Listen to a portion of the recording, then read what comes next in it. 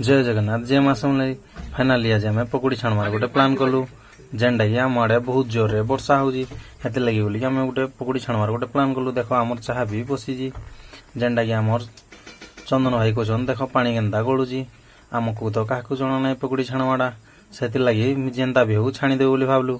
अनिल भाई पकुड़ी जेन बेसन के गुल्ले जेनटा हेते लगी पूरे पानी करदेले टिके से लगी आम पाखरे आउरी पकुड़ी रो पाउडर नाई थाई हेते लगी फिर आम देखो जेनता भी हो छाणीदवा बोली भाबलु।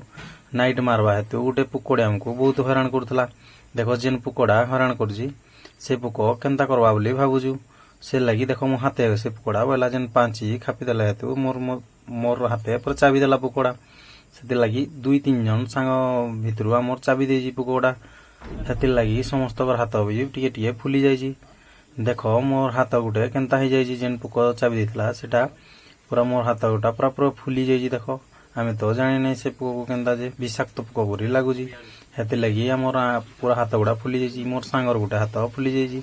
देखो अनिल भाई केनता मजारे पूरा पकुड़ी आउ चार मजा नौजन। चंदन भाई हाथ रे भी चाबी देजी से पुक मते हेनता देखौछन कि देखो मते भी चाबी देजी।